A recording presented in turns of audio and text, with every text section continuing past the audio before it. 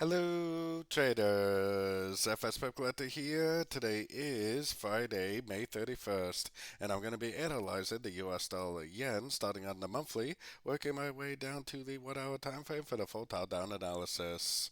So on the dollar yen, I definitely do see a five-way pattern up right here.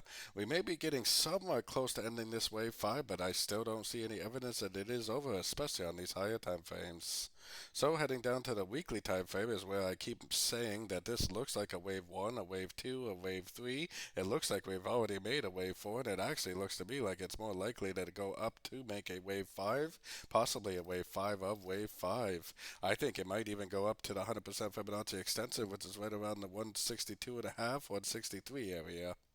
So heading down to the daily time frame.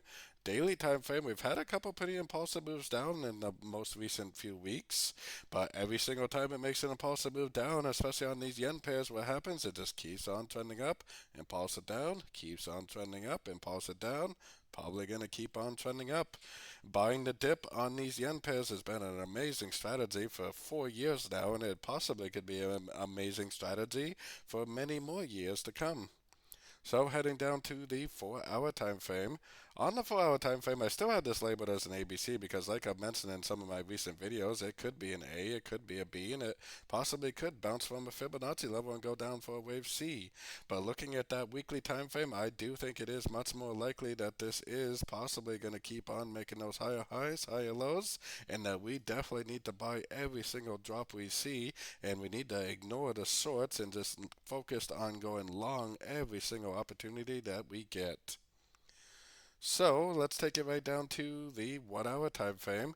So I do have my Fibonacci retracement out here because like I was telling people at my membership meeting this morning, there's a possibility that this does turn at a Fibonacci level. It does break structure to the downside and then it starts a move to the downside. Could possibly be like a wave 1, a wave 2, and a wave 3. So if you do see a Fibonacci bounce, if you do see a break of structure, you could definitely go short and find out whether it really is going to continue the downtrend. I personally think that the best strategy is to buy every single dip you see. So I think right now you should actually be long and you should possibly continue to look for longs. It may possibly bounce from the 78%, not break structure, and then just continue to make those higher highs and higher lows and just keep on trending up. The trend is up on every single other time frame. So if you are going short, you're definitely trading against the trend. So don't forget to join my free Discord channel, which is linked down here in the corner. And don't forget to check out my website if you are interested in getting access to all my swing trade setups and my daily live trading sessions.